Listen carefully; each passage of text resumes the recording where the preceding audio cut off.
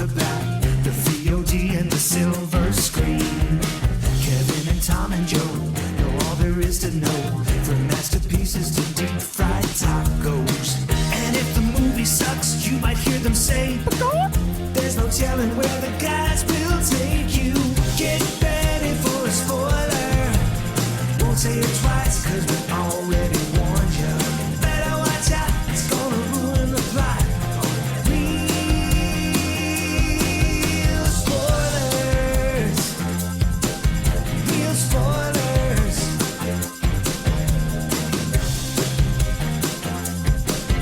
Real spoilers. Broadcasting from a radioactive bunker deep inside the Bracket compound. This is Real Spoilers, episode 746. A true milestone. A true milestone. Wow, I don't usually read off the numbers or the titles, and so like that number, when you say it out loud, it's really big. It's a big number.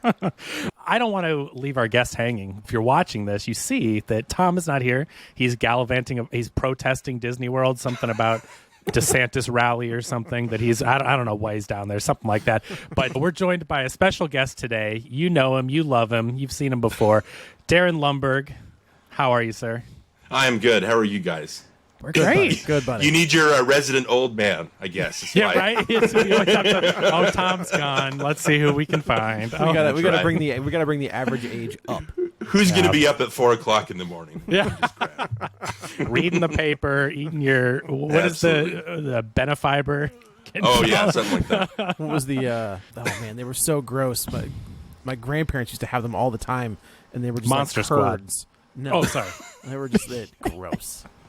Monster Squad. That sounded right. It was like it was like porridge. It was like thick, gross porridge that they would eat. Ugh. Lovely. Well, Old people food. Before we get into that, Disgusting. let's get into a heaping help of shameless plugs, all right? I'm going to try to do the best I can. I may or may not have just quickly assembled these lists. So if you don't hear from us, yell at us like Ralph Tribble did. Yes, hi, Ralph Tribble. We saw you. You shared Little Mermaid. We appreciate it. But if you are like Ralph and got overlooked by us, just tune in and I'll mention you again next week, or Tom will at least. So anyway, thank you for sharing the show. Invasion of the Remake, David Rojas, Spoiler Piece Theater, Jason Weesey, James Enstall from Geek to Me Radio. Not going to read Tom O'Keefe's name. Dan Buffa, In Session Film. Dan and Nancy Tweet the Movies. Colby Mack. Real Spoilers. We've never read. Do we? I mean, I guess it's the Brad Hine rule. Like, yeah. Was Real Spoilers on the show last week? I don't know. Anyway, well, which Real Spoilers? That's the question. That's okay. a whole different podcast. Feel and Film, Ryan L. Terry, Ronnie Castle, Jason from Binge Movies. I did a guest appearance on there, so go check that out if you haven't. D.W. Lundberg from NostalgiaCast. Well, that's exciting to have your name read. See, usually that if you're on the show, you don't get your name read, but this is you worked that out on circumvented the Brad Hine rule. Name dropping all over the place. I like it. Mike, and Oscar, Matt Neglia from Next Best Picture. Moving over to my other list here, Chris Falls, Glenn Cougar Mellon Brewer, Julianne Jordan, Chris Magican, Ralph Tribble again. Ralph Tribble, did I say that right? Ralph Tribble. All right, we see you.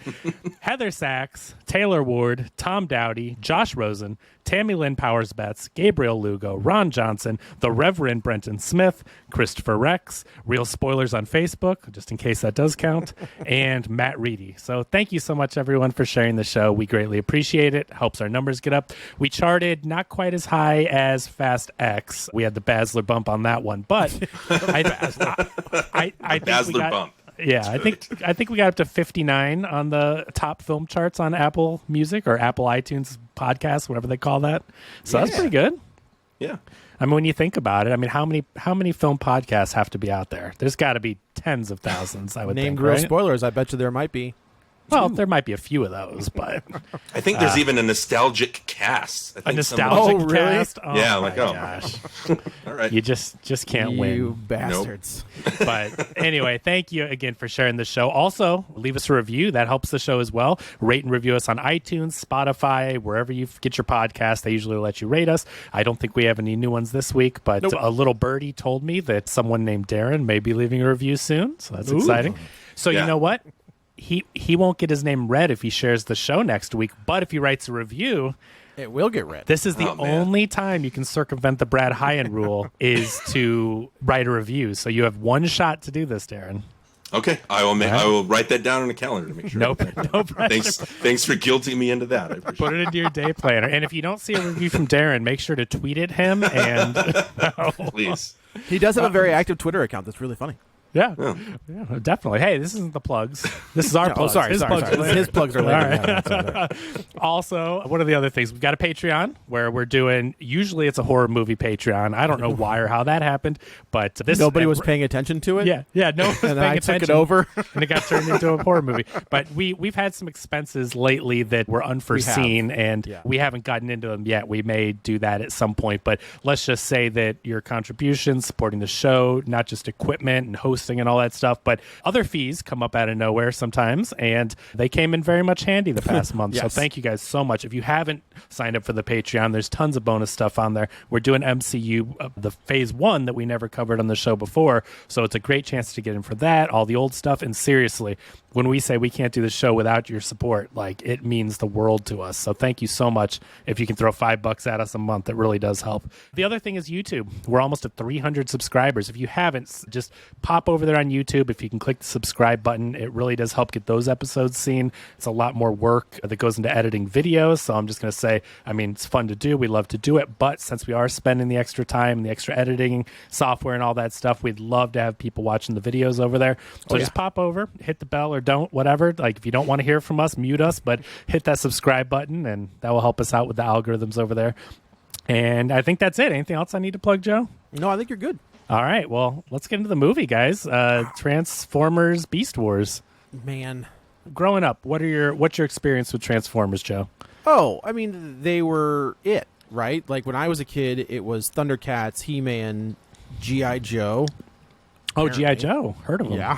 Transformers and superheroes and wrestling, right? Like, those were the big things. Did the wrestlers fight the Transformers and the G.I. Joes? And I had those massive, like, LJN hard rubber 80s action figures, and you could, I mean, kids today don't understand that we could kill each other with our toys. Like, we didn't need an old man cast. Joe just started off with kids today. Like, the Transformers that I had were like legit metal. Oh, they were. They weren't plastic. Megatron was a gun that you could turn him into a gun. Optimus Prime was this huge. There was a gigantic one. I had this. I mean, maybe gigantic's an overstatement, but as a kid, it seemed huge. You could actually transform the trailer into a robot, or it would turn into the tractor trailer, and then you would add the big rectangle, like the actual trailer, onto it, and you could roll them around and everything. And I'll tell you what, all those Transformers, my Ninja Turtles, whatever else, all gone at garage sales for $1 or $2. I kick myself who would have known, right? Me.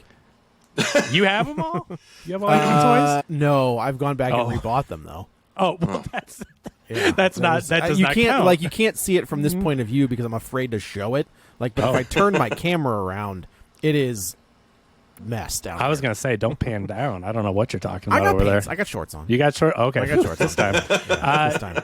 Darin, how about you? Did you watch the shows? Did you play with the toys, or what was that like? Growing up, I think I mentioned this to you guys somewhere before, but I'm an only kid, and so my mom, just to try to make sure, and a single parent, so I didn't have a dad around. So it was my mom trying to make sure I had all the stuff that boys were supposed to have. So my 3 obsessions growing up, that she made sure I had Godzilla, I had James Bond, and I had Transformers. So those were my 3 things that I really concentrated on. That's so wonderful. Yeah, I've known she used to go off on Tupperware parties, and every time she'd buy me like a Transformer or a GoBot or something and bring it back for me. GoBots. So, I've been in love with these things forever. We even did, like, for NostalgiaCast, we did a Transformers the movie episode. Oh, I love that movie. I brought on my son, and we talked about the movie. We talked about, like, how I passed on my love of the toys to him. That was the first, like, bootleg VHS I ever bought. Was the director's cut of Transformers They had the swear the words? movie. Yes. And you know what? When it comes to me, not to step on Darin's toes here, but I loved that movie, and I rented it from the video store on VHS, and then I wanted to get a copy of DVD. Well, that DVD went out of print. Now, It did. As you may know, it's on Steelbook, 4K, regular 4K. DVDs are at Target for $5. Like, I kid you, it's everywhere. Shout Factory, right? The Shout Factory did the newer one, but they've been re-released since. But at the time when I was a kid, like let's say, I don't know if I was 10 or 12 or whatever, but I wanted that movie. I'm like, in DVD it will look great. And it was out of print. And so for Christmas, my mom went on eBay and like bought the, $40, $50 out of print pay with a money DVD for order me. because PayPal Right. didn't exist yet. But she knew how much I loved that movie, and I had only seen it on VHS. So, and then of course, after she went through all the trouble, a few years later, they're like, "Oh yeah, let's just release this everywhere. It's in the $5 Walmart bin or whatever." But I'll never forget that though. That like I wanted nothing more DVD wise than that movie, and it was a really special movie to me, just because like when I grew up, I had all those toys. I watched the show.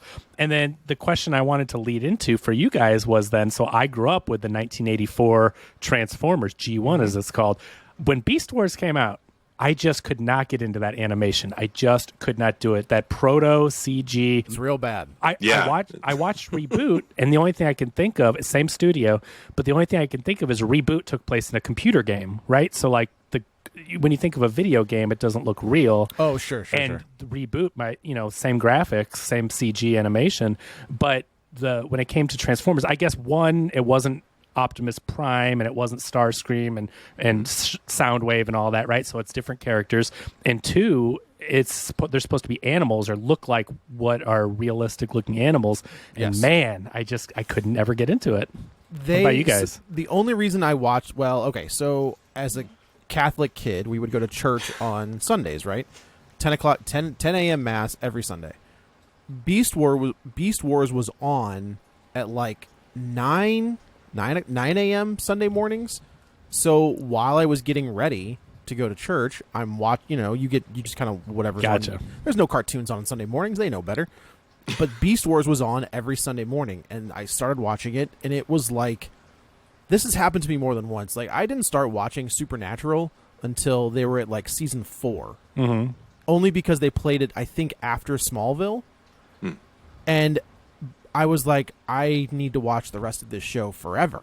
Yeah. And that's what Beast Wars did, is like, I just kept watching it, and then you get invested in, which character is going to turn on who, and somebody's actually a Decepticon, and I was watching some videos about it, and apparently they spent all their budget on the character designs, and that's what That does not surprise me. The backgrounds look like a flat plane with one tree and one rock in the background because they spent all the money on the the Maximals. Maximals. What were the bad guys called? the Decepticons. The Predator. The Terracons, weren't they? Terracons. Terracons. I don't know. The movie says that. Yeah. Yeah. So what about you? Are you more Joe or me when it comes to Beast Wars, Darin? I could never get into it. I didn't like. First of all, the animation. It reminds me of like, what is it, Hoodwinked or all those. I try not to remember the names of those animated. They just look like they're still rendering. You know what I mean? It's But like you know what? That's great. an animatic. I guess it's like 20 years later, so it should look better. But I mean, Beast Wars wish it looked like Hoodwinked. Like Beast Wars. I mean, again though, but it's older, so I get it. I'm not trying to diss. It's again Reboot. I loved, and it's the same animation, but man, there's something so basic about it to where like even the 1980s short Pixar films, like you could see there's a style there, which is it's old and it's rudimentary, but there's an artistic value to it where you're like, wow, that's really, really cool. And with the Beast Wars, like you said, Darin, I mean, it makes sense. It looks like now what we would consider you're in Blender or whatever, and it's it's not rendered. It's Lawnmower Man type special effects. Yeah. You are Like, that's how not bad wrong. it is. You're it looks like somebody's beginning of like a college or even high school like animation project, Right. like a kid who's just learning how to render and put things moving around. You're like, I think this little block might work. That looks like a gorilla. We'll go Now, with that. I mean, we'll just they color were it gray. But now, on the flip side of this, though, I mean, I do want to give them the props. I can't remember the name of the studio that did it, but the guys that did Reboot and Beast Wars, and then they had a third show I never watched. They were the only ones doing it. Like this studio, this was one of the only full CG shows aside from Reboot. Like, give them their props. They paved the way for now. What is every single kids show? It's CG. Right? Yeah. They don't do hand-drawn. Like Mickey Mouse Clubhouse is a CG-looking Mickey Mouse. Puppy Dog Pals or Paw Patrol or... South Park. South Park's all CG. That's not hand-drawn. Well, I don't know. I mean, it's computer. They do it by computers, but I don't know if I would call it CG. It's not cell animation, though. It's No, not but like it never was, though. Right, but Transformers was cell animation. Right. South Park is like faux stop animation. It's like computer. But the point is, though, that they don't kids shows. Right. We grew up with stuff like, I'll say, Darkwing Duck or Tailspin or Ghostbusters. Sure, yeah, or yeah, like all the Beetlejuice the cartoon. I mean, if we go back, you get all these cool and look at like all of the R-rated properties that were right turned into kid cartoons. Or Transformers G1 from the late 80s. It's like they were all hand-drawn animation, and so they were pushing the boundary. They were ahead of their time, and props for them for paving the way for all these other shows. But with that being said, something about it. But I think the other thing too, it's not just the animation, right? So they were one of the first. They innovated. Okay, I'm glad they did it, and it progressed. But the other thing was too, and the showrunners admit it, the Beast Wars cartoon didn't have anything to do with G1 Transformers because these guys never watched it. The guys that created the show and wrote for the show never watched G1 Transformers. So my problem with the cartoon too is not just the animation, but it's like Optimus Prime is my guy, right? That's my hero. Like if you when I think of hero, it sounds really nerdy. Like that's the person, the robot. No, I don't think that's nerdy at all. Right? He's the linchpin. Yeah, but like to have him, and I thought it was weird because I thought Optimus Primal was like the G1 version, but no, it's like the Ark or where they crashed, the Transformers are there. Like they've crashed on Earth, and so you have Optimus and Ironhide and all these people lying around the Ark, and somebody like they made the Maximals and they made him after. So Optimus Prime is in it, and they named him after, and I was just like, my brain I couldn't wrap my mind around that, and it was like that is where Optimus I am with Prime's this not movie. here. Interesting. That's like I don't remember these movies. They are. I remember the first one, like the Michael Bay movies. Yeah, I remember the first one for sure. But like when we get to, I remember Bumblebee. Yeah. But I can't remember if I'm supposed to know that there's a time jump or if there's a timeline shift, because this does not line up with 2007's Transformers. I think those are in the it's a future. reboot. Yeah, but I think they've actually said it's a reboot of it because so Bumblebee is the reboot? Yeah, so Bumblebee, if you remember, it's like all of a sudden Optimus shows up and he's there on Earth, but in the 2007 movie, that's the first time they've arrived on Earth. Right. Yeah. And so if this one is, it's bending my brain. If this one is based in 1994 and it comes after Bumblebee, because they do mention the Haley Steinfeld character, I think they name drop, or not name drop, but they mention her. But if this is 1994 and it takes place after that, then that means that it has to be a reboot. Otherwise, it doesn't make sense that Optimus Prime and all the Autobots would just already landed be there. Sure. Because they landed for sure. So yeah. So I don't think you're forgetting anything. It's just good. But I like that a lot because if you're a fan of the original Transformers, I'll say the first one and the third one are watchable. Those are fun popcorn block. Check your brain, eat some popcorn movies. The second and fourth ones are just atrocious, and I cannot believe the first one was so fun. I'll never forget seeing the second one in theater and just groaning, doing the Dan Graney groan and rolling my eyes. Right. The racist robots and the parents that are stoned. Well, if you can allow me something really quick. Of course. Like, I remember going to see Transformers in the theater, like 2007. And again, my son was of age, so we decided to bring him. But okay. So none of our, like my wife and her family, because I'm an only kid, but like we've been getting married into her family. She has sisters, like four sisters. And so none of the wives wanted to go see it. So it was all the brothers-in-law that went to go see Transformers. Yeah. And it was good. I mean, you look at it now, and I think Lindsay Ellis has a video series where she looks at it and it's like, well, the Megan Fox character should be the lead because she's got the most connection. But Michael Bay decided to make the screechy, entitled Shia LaBeouf, whiny guy the hero because that's who audiences identify with. Sure. So a lot of that is really awkward. But a lot of the Transformer stuff, I remember there was a lot of furor over Optimus Prime has flames on him, right? I'm like, okay, that's but design, the design. He's not he's a Peterbilt truck. He's not like the flat nose. But anyway, but I thought that they got. But it's Optimus, Michael Bay, Darin. It's Michael Bay, so he has to have flames. He has explosions. But the thing was, they got Optimus the character correct. He is a hero in that. Like he's willing to just barrel in there and take the brunt of the attacks. And so I thought that that stuff was very good and it was a lot of fun.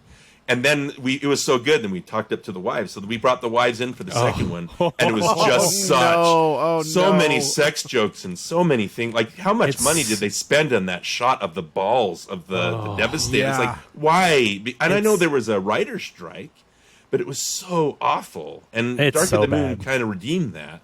Dark of the Moon was fun. It was yeah. And it had some really crazy stunts, like when they're sliding down the side of that building. I was like, that's great. Maybe we didn't cover it, but we've talked about it, I know, because we were so impressed. You know what it was? So we covered Age of Extinction, unfortunately, in 2014. Yes. And I think we talked about how freaking fun Dark of the Moon was, and then they went back to stupidity for the fourth one. Well, watching Age of Extinction was like that was the movie that helped me decide that I don't have to see everything. Because your brain kind of goes along, even the second one, like in the first, it goes along with it, and then something broke. Watching Age of Extinction, my brain fought me the entire time, and it was an excruciating experience. Like, why are they doing this? What was the point of that? How did that person get here? Why is Bumblebee running around in this facility and he's making all this noise and nobody hears him? Just all this stuff.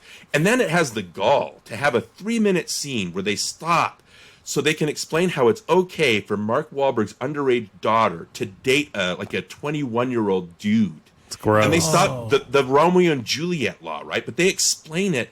And the visuals and the way they're building up that Jack Rayner character, you're supposed to find this guy charming. And it's like, are you giving people an excuse to sleep with to commit statutory rape? It's funny you bring that up, though, is I do remember, obviously, Megan Fox in the first one has scenes where you're just like, why is she positioned? Like, what are you doing? Like, I think there's one where she's maybe tinkering under the hood of a car. Isn't it when she's going up the stairs? It looks like Michael Bay's about to give her a pap smear. There's he does that to her multiple That's the third times. one where they're following the Rose. I can't remember her name, but they're following her up, and it was like, this isn't for kids. That's unfortunate. Yeah, that movie's fun, but that's an unfortunate shot. The third one that she was in. Yeah, she's like leaning over like the chassis of a car. Yeah, and the way she's positioned, it's like, okay, if you were taking a photo for a supermodel, this makes sense. If you're trying to tell me that she's working on a car, this makes no sense. Like, the way she is positioned on this car makes zero sense. And I just remember, that was kind of his thing for a while, is he would take these starlets, because Megan Fox, she hadn't popped yet, right? Like, this is I'm pretty sure Transformers is one of the Transformers things. She was in Bad Boys 2 for a shot, but she was underage and they were shooting her like that. Oh. That's the one she watched Megan car Fox was audition for? Bad Boys 2? Yeah. She's just in like a quick shot from what I like in a. Oh, dang! You never heard that story where she had to wash his car? Was her audition? Oh, I thought that was for Transformers. I think it was for. Well, I mean, either way, that's bad. Gross, gross. Yeah. But it's the way he would shoot these women, and a part of me is like, okay, you're gearing towards an audience. And there's an audience that comes to see these movies, and it's dude bros that want to see smashy smash and hot chicks. But at the same time, don't do that. Well, and it was a different time, too. Not excusing it, but that was acceptable back then. And clearly now, when you see this story being rebooted by the last film, Bumblebee, and how different it is, and you have the female lead that is actually given something to do and fleshed out character arc. And there's no leering shots of her. That's strange. The most leering shot in the movie is of I think the boy that she has a crush on at the beach. He's shirtless. Oh, interesting. And it's even Steinfeld. Even Megan Fox in that first. I don't want to defend those choices, but her character. That's what her character's about. Like, she makes mention, like, they just like me for my looks. But there's so much, like, and Shia LaBeouf has that, well, there's more that meets the eye. And she's good with cars and stuff like that. And my favorite part of that movie is when everybody's being killed and Sam is running off. And she stops because they told her to run away. And she has a moment where she, like, she freaks out because all her friends are dying. And she charges back with Bumblebee into the fight. I'm like, that's awesome. Like, that gives her something to do. So, again, I'm not trying to defend those leering shots, but that's at least a character arc that shows you that she's worth something. And then in the second one, it goes way overboard with those. The first shot of her is her over a motorcycle, and it's like that's it makes what you it feel is. dirty. Yes, and then she became April O'Neil. Yeah. Well, that's when they didn't think she would ever work with him. And then I she know, showed back yeah. up in Mutant Turtles, and they buried the hatchet, however, whatever. But, okay, so the point is, those first movies, like, there's something to like about the first and the third, I think, the second, fourth. And then I forgot until today, there's a fifth movie about knights. Remember? Knight robots? yeah. I didn't see Never that. watched it. I Sir watched the first 10 minutes. And Sir stopped. Anthony Hopkins, you didn't get to see his performance in that. It Is he Omnicron? bad. No, he's He's an a human. Old, he's an old. He's an old dude, just like. Yeah. He's a wacky old dude. Did you not see that movie, Joe? No, I don't think so. The first 10 minutes, they keep switching aspect ratios for no reason. Like, was it within the same IMAX? scene. Was he doing Like, IMAX? not even just that. Because, you go to see The Dark Knight, and it switches to the IMAX shots, right? Which For a is whole like, scene, right. Yeah, it wows you. But, like, literally, if you watch it, I tried to watch it on Amazon.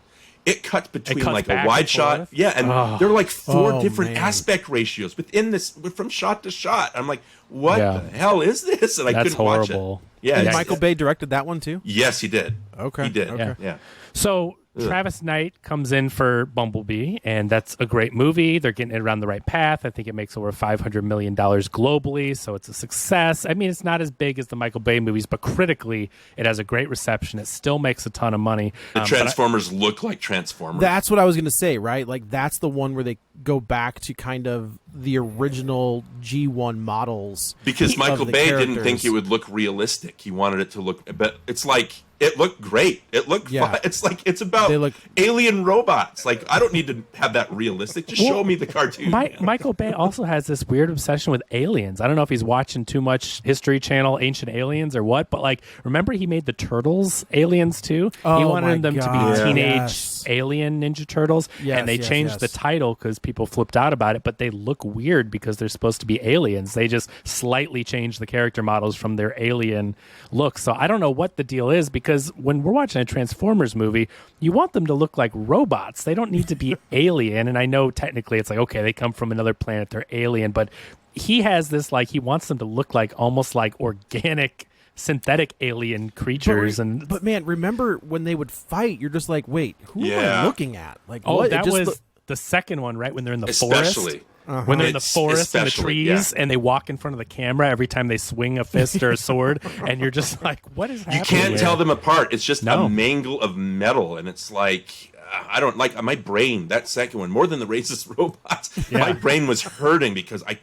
my eyes couldn't focus on what. when And that's why, like, something like Mad Max Fury Road comes out and it refocuses everything. So I think Yeah. the Mad Max Fury Road is just as crazy image-wise as Transformers, Revenge of the Fallen.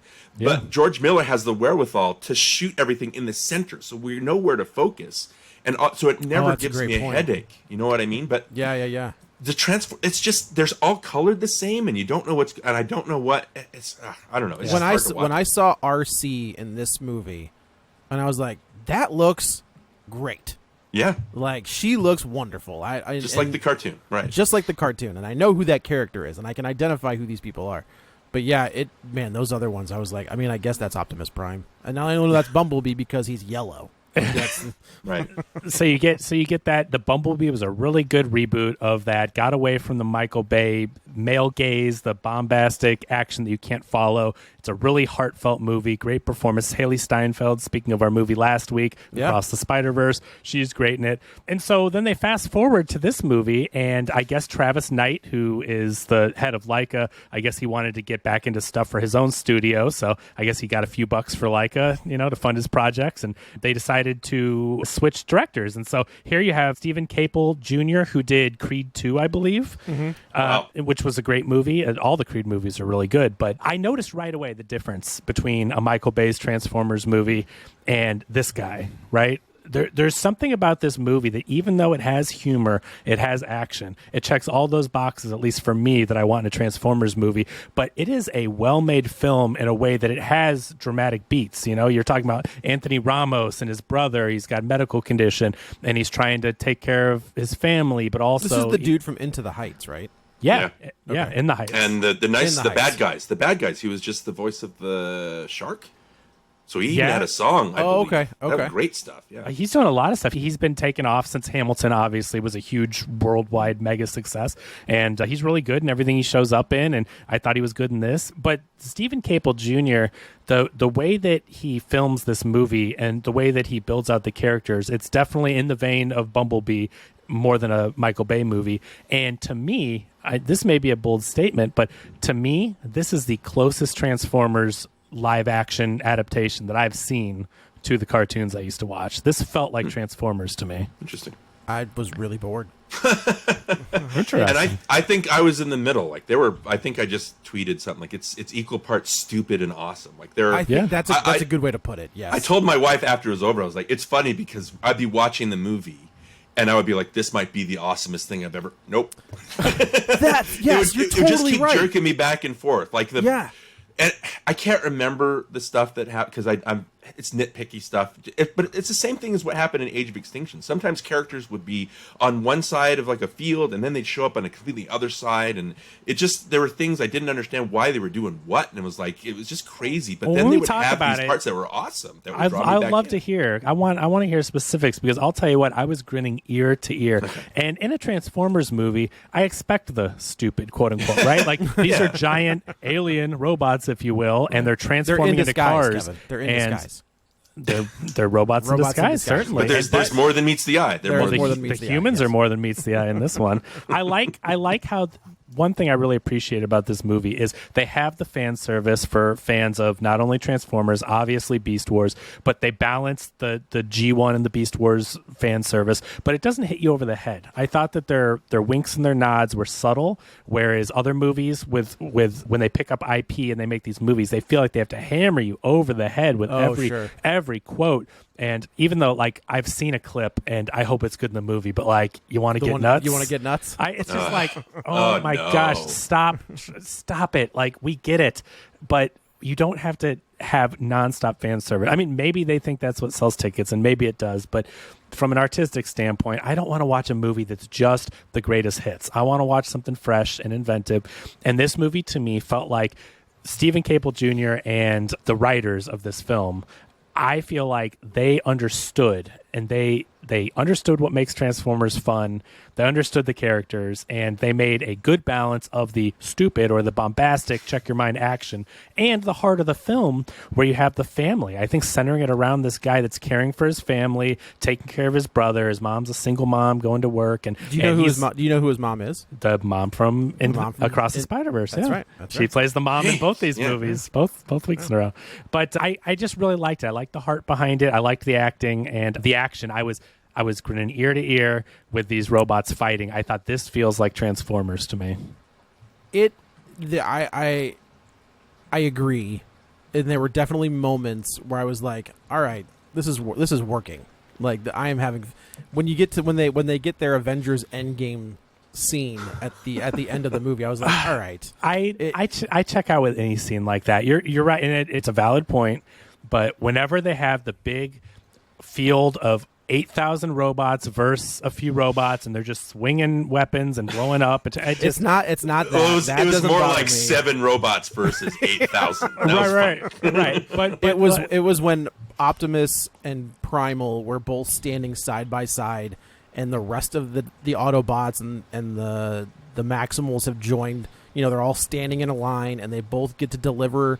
You know, the Transformers roll out. It's the Autobots, same, roll out. It's the same thing as animals Avengers don't roll. Why did Well, they you both get a say roly- roll out? You get like a They're roly supposed, poly. they're supposed to say maximize. Barrel roll out. Yeah. Why Barrel didn't roll they out. just say roll out and the other guy says maximize? They both have different lines. Well, they had to save the maximize. I thought that was like the Yeah. high point. I was like, yeah, and then Yeah. But nope. But that's what I'm saying, though. I mean, to the first point is that in this movie, my eyes are lighting up when these Transformers transform, say the lines. You have Peter Cullen back, the one and only Optimus Prime.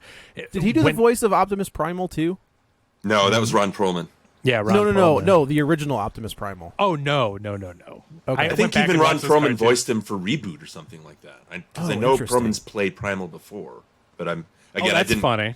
I didn't is care funny, enough though, about that- Beast Wars to look back. That his voice though is close. I think it's to a great Peter Cullen's. I think great it's voice. It's a very good It's Yeah. not Optimus Prime, but he has like the same. There's a nobility to his voice. Yes. I Totally don't agree. think Perlman usually ends up, unless it's Hellboy. He doesn't usually play good Right. guys that often.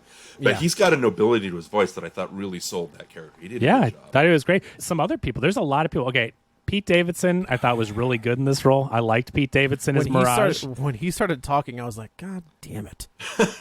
Just 'cause I he's in usually everything. hate him, but he was okay. I didn't. I thought he was fun. I really liked it. He has gotten to and I think Pete Davidson is a very smart and a very funny guy. I think he understands comedy. Pete Davidson has gotten to a point with me right now. I'm just like, can you just go away? He's wearing out his for- welcome for a bit. little bit. Just Stop dating every starlet on the. How are you? giant. That's what it is. Okay. Yeah. So Ron Perlman is Optimus. Peter Dinklage plays the bad guy, I Scourge. thought that was pretty funny. Yeah. Pretty good. Yeah. Yeah. Michelle Yeoh plays Air Razor, Yeah. another one of the Maximals. Let's see here. Coleman Domingo is Unicron. I thought his voice was great. You know who So played Unicron in the movie? The 80s? Orson Welles, right? Orson Welles. Welles. So Yeah. he's got some In his death throes, he played him because they had Yeah. to alter his voice. But I thought Coleman Domingo, his voice sounded menacing, and I thought he sounded a lot like Orson Welles, which, I mean, that guy had a pretty distinctive hell of a voice. voice. The other main protagonist is Elena, played by Dominique Fishback. I thought she was very charismatic and likable. I really liked her character as the museum curator. She has a good singing voice. Yeah. That's true. Yeah. Right. Yeah. Oh, that was okay. If I had one complaint in this movie, I'm not saying I don't have little nitpicky things, but Right. she sings to herself when she gets nervous. There are robot Yeah, giant yeah. robots hunting her. I Yep. think you maybe should not sing. That's one of the things. I was like, why are you singing just- out loud? Don't do go it with your chasing. head or- Just singing yeah. TLC's Waterfalls. It frustrated me because, I can check my head. These are giant robots. They turn into cars, whatever. I totally get it. I'm not trying to get science involved too heavily here. But also, if these are an advanced species of robots, whatever you want to call them, they would have infrared heat. They would have sound detection. They could do. pick You up- see them with infrared heat. They Yeah, can- yeah. You're breathing. I mean, you can't just hide in the open, and you can't sing certainly because a robot can detect any little pickup of noise. So I didn't like that as much as I try to suspend disbelief. I think that was a disservice to what they've built because her character can't do that without getting caught. The only thing, sorry for this little tangent. The only thing Yeah. that was cool is when they have that shot of her singing and she's walking forward and you see the spider or whatever crawling. Yeah. And Yeah. you can see it, and then I think it cuts back to her, and when it cuts back, the spider's not there anymore. I was Yes. like, oh, that's pretty cool. There I were like some that. really was good, cool. like PG Creepy. jump scares. The that tunnels. were yes, they were pretty impressive. Yep. Is Yeah. Mark Hamill the voice of the plane? No, I don't know No, who that's that. Bender from Futurama. John DiMaggio. Yeah, John yeah. DiMaggio. Yeah. Did I ever tell you the Comic-Con joke that he told that nobody in the room got except for like 3 people? No, what was it? So I was at Comic-Con I got married in 2010. So I was there in 2011, I think. And it was when Batman Under the Red Hood, the animated movie, was coming out. Okay. And he was the voice of the Joker in that. Yeah. Oh yeah. And they were talking about, somebody asked him questions, and he basically made a cub joke, like a cub is like a gay dude that is like a little guy not that is Lone Wolf that and is- Cub. no, that is like into bears. Okay. And he makes a joke about a cub or a cubby, and the entire we were in Hall H, it was the world premiere of Under the Red Hood, and he makes this joke, Wow. and the entire hall just goes silent, and he goes, "I guess nobody gets that." And it's like, I can't believe he just made I think he was a joke about Robin being a cub. Oh. And it was like it Jeez. just went over everybody's head. It was very funny. But I will tell you, if you've never seen that movie, Oh, that's my favorite of those. I cannot love recommend that it one. enough. It is Yeah. a fantastic. It's probably one of the best adaptations. Bruce Greenwood as Batman, Oh yeah. So good. Jensen Ackles as Jason Todd, Neil Patrick Harris. Neil Patrick Harris as Nightwing. Nightwing, and John DiMaggio as the Joker. Nice. Actually, it's funny because Jensen Ackles is now Batman. Yeah. Yeah. He is the ongoing Batman voice. So let's talk about the plot of this thing real quick. Yeah. So we are introduced to our character, and he is not down. Well, I guess down on his luck. He is a whiz with technology. We see him like soldering a cable box, kids, if you don't know what that is, that's how we had to watch cable back in the day, is we all had boxes on top of our TVs. And there was a way to get free cable. So he's soldering these little things together. He's got a brother who we're not really sure what he's got, but sickle cell anemia. He says he says that later when his hands are kind of messed up, and his mom is working very hard to keep food on the table, but they're falling behind in the bills. Sonic and Tails reference on the I'm always, whenever they make references like that, I'm always like, look at the timeline. And I was like, would Sonic and Tails, but 94, Sonic and Tails would have absolutely been 90. The first one was like 91, I think, on Genesis. That makes sense. So this is 1994, so it takes place a few years after Bumblebee, and it's still going on this timeline to where they've rebooted things. So it's nice, like Darin said, that we can kind of get away from the Michael Bay stuff. If you want to watch it, that's fine. There's a couple fun ones in there, but at least I like what they're doing with this story and these character-driven films, because I do think there's a much better balance. You get the big bombastic action and the car chases, but that's one of those things that I think we've talked about it before with like Stephen King, right? Yeah. Like the reason when Stephen King is on point is because he's a master not only at horror, but he's a master at character building and world building. So he builds these characters up. You know, you start to care about Danny, and you start to care about, you know, all of these different characters, and then he hits you with the scary, and you don't want something bad to happen to your characters. Exactly. What you have to give people a reason to care about something happening. When these movies come out and they don't do any character building and they're just dispensable, you're just like, okay, why do I care? The danger doesn't feel real. There's no threat. You don't care what happens to them. And like you said, in this movie, we care about this guy. He's a good guy. He's taking care of his family. We want his little brother to be okay. And we want him to be able to get a job and take care of them. And they have a nice rapport, too. They sell that chemistry. They do. And I do like that while he agrees to go help, so basically what happens is there's this key, right? Omnicron is coming. He's got these three, I'm just going to call them Decepticons, because that's what they are. He's got these three Decepticons. Are they all are they Predacons? We need to get in the Beast. I looked it up. In the Beast Wars cartoon, they're Predacons, and here they're Terrorcons. So I don't know where they came. Okay. So they're both bad guys. So we got to get this right, guys. Right. I don't want the Transformers, the people coming after us. So this takes place, at least in the cartoon, and this take place hundreds of years. There's some kind of time travel involved. Let's just say that. I tried to watch a little recap. They end up explaining that the reason why it's like they come later than, like, he's named after Optimus Prime, but then they end up traveling back to like an old ancient Earth, and so there's actually a time travel element to it. But these are supposed to be people that have evolved. These are like evolved. The cons and the Terracons and the Maximals have evolved, and they are the more like up-to-date version of tech. Yeah. And so that's why we didn't mention, but Optimus Primal, his father named him after Optimus Prime, and there's the very cold open of the movie is the Terracons and the Predacons coming after them, and we find out they're working for Unicron.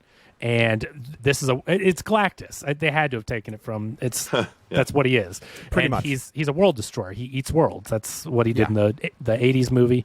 And so they're working for him, and he's given the Peter Dinklage villain character, he has given him the like invincibility in exchange for his soul. You mean like dark magic or something like that. Yeah. So not the power cosmic. It's the same.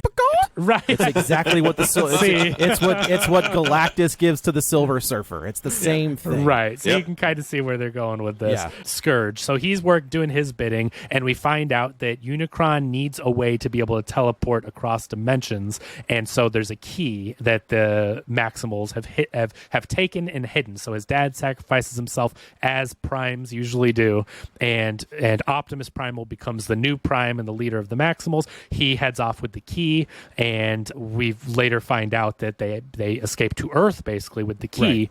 And then our characters are eventually, because Optimus Prime is looking for a way home to Cybertron, they're looking for a way to get back, and they see that this key, this MacGuffin, is the way that they're going to be able to get home, but it's also what the big bad's looking for. So it's like this race to the key, but then also, do we use it for the good guys, or do we risk it falling into the hands of the bad guys? Well, I think that comes from our main character, right? Like, I do like that his motivation is like, yeah, I'm going to go with you, I'm going to help you. But at the same time, he's like, I'm going to smash this shit out of I that love thing. it. Like, we're not. What a great motivation, right? Like, as a human, he wants to protect Earth. And of course, I mean, as you can predict, I mean, it goes the way that, Optimus Prime, good dude, got to save my friend. I got to get back home. Like, please don't destroy it because, we can do both. We can protect Earth and go home. And then we see how well, it's not exactly an easy task. Whoops. But Anthony Ramos is like, no, dude, this is my home. I'm going to defend it. And he wants to destroy the key. So I love that. It goes back to what we talked about a little bit last week with who's the villain, who's the antagonist, who's the good guy.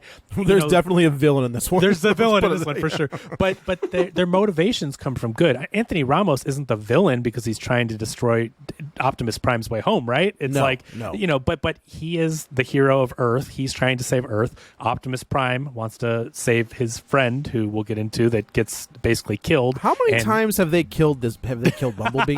I feel like that guy dies all the time. He gets hurt a lot for sure. This is the first time I know they killed Optimus in the second one and brought him, so it's the same arc. Yeah. But I think this is the first time they killed Bumblebee in this. Who did he give? I'm going to call it the Allspark. That's not what it is. Rodimus Prime, Hot Rod. The Matrix. It was Hot Rod. That's what it was. Yes, it was Hot Rod. Oh, man. And then they bring him back. Which is what the Allspark is. So if you watch these new movies and you never watch the cartoon, the spark is what is the life force of Transformers, and Optimus Prime keeps the spark in his chest. And so the Matrix is what is that what they called it? Just the Matrix in the cartoon, and people actually think that it ripped off the Matrix when the Matrix, the Autobot Matrix of leadership came way before that. Yeah, right. So that is basically the analog. They're the same things. Is the power that that powers the Transformers.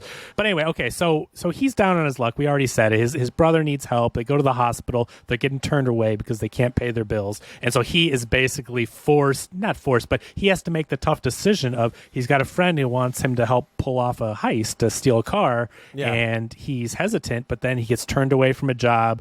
He's been not discharged, but he was in the army. He was in the military, and he left because his brother was sick. Yeah. And he helped his family over, his duty to his job.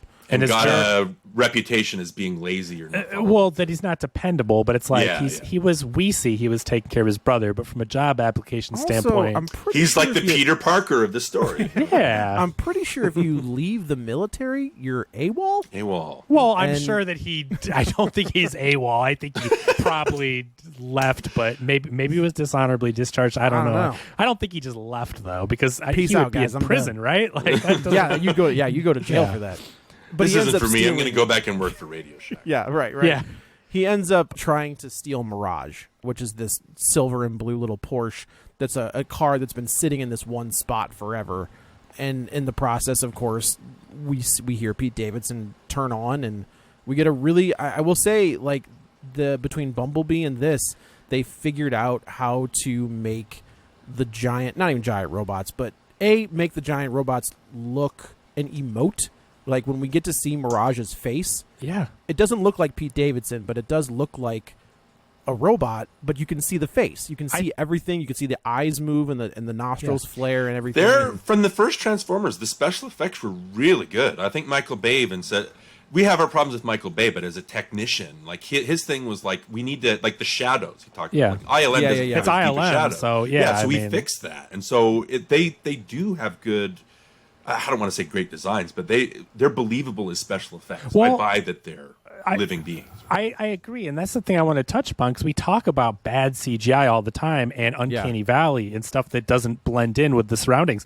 This movie, clearly, we're not dumb. We know they're CGI robots, but I think they blend in with the real world perfectly. Like, it never took me out going, that's bad special effects. Like, the character models and designs, I think, are really, really good in this movie. And they have it down to a science, And yes, they blend in very well, where I think Bumblebee was very good, too. They've gotten it to a point where now your brain does just kind of check out, and they're not distracting, where in some of those early movies, even though it was very good, especially for the time, there were a lot of big, CGI robots crashing into each other where it didn't have a weight to them. Well, here's my problem with the special effects are great, right? And in Bumblebee, they're at the service of a story that actually works, and they've got very heartfelt human moments. My problem is that you animate these things for millions of dollars, and you have a robot peeing on John Turturro.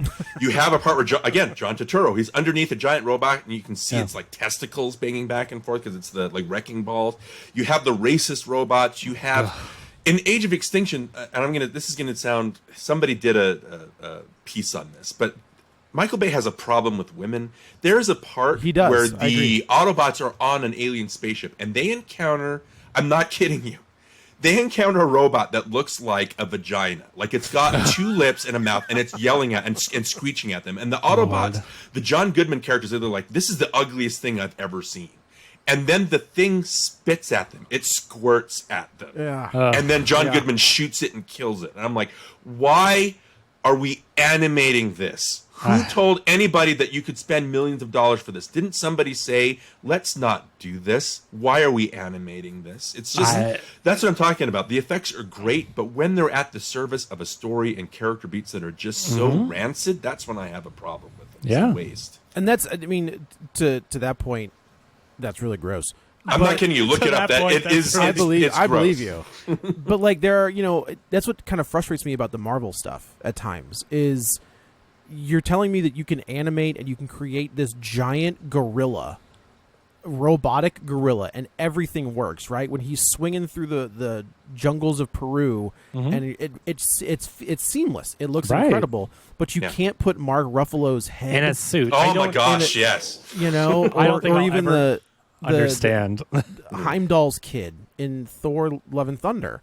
Well, Joe, if what we're led to believe is true, and a lot of people have spoken up, they pay very little compared to the industry standard, and they rush them, and that is the problem. Is you're going to start running into quality control issues. Is you can't tell people, even a month or just several weeks up until the release of a movie, hey, let's go just change this, because there's so much that goes into it. It's not just all the animators that are sitting there. They have to rig these character models to do certain things. Then they have to change all these little details, and it has to be re-rendered with shadow and lighting. And there's a lot of work that goes into it. And to just tell them to go do it real quick, especially if it's like an afterthought, or we need whoever to come into the scene, and they're filming over here in this country because they're doing a movie here. They'll film it. They'll send you the footage. Now you just wrap them in a robot. Like it just doesn't work. I think maybe the thing. Sorry, we're going on an MCU tangent, but the MCU is really good at distracting you. Like the charm of the actors and the dialogue is so good. That's fair. That you don't notice. And again, I tweeted something about this. The worst scene in Age of Ultron, because the whole movie is supposed to be about Tony Stark, the hubris of creating this Ultron being, right? And then he doesn't. You think that he's going to learn something. He doesn't. At the end, he just creates a new robot. Right. And this time it works. And because that scene where Vision lifts up the hammer, it's a great punchline. That covers up the fact that they've completely half-assed the plot, because they need to invent and introduce the Vision. They need to have something in there, and so they do this to distract you from that. I think with Transformers, maybe they know that the human characters are not the draw, so they really have to focus on making those special effects work. I think with Thor: Love and Thunder, from what I've seen, I think they are trying to smooth over the bad special effects with charm. And we're starting to see through it, so it doesn't work. They really have to step back into it. I think as good as Hemsworth is, right, he can only do so much.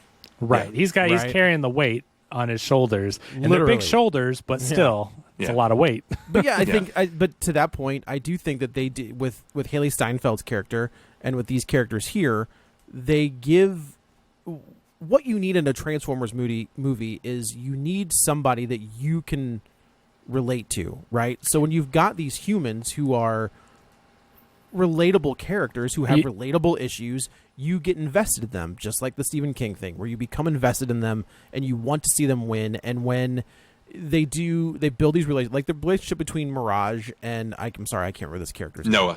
Noah is when you Mirage and Noah, and it starts as kind of like, Mirage is like, hey man, we're cool. He's a very 90s character. What is he holding? A pipe or something at him, and he holds and then Mirage transforms the big gun in his hand. He's like, "You really want to do this?" He's like, and then he stays there with the pipe. He's like, "Man, I respect that. All right." I do like that he made an Ace Ventura joke. Which one was it? He was like, "Alrighty then." Yeah. Oh, And I there's a was like, bunch of pretty man, funny. that is. I was like, wait, when did Ace Ventura come out? I was like, oh, 1994. Or how about that?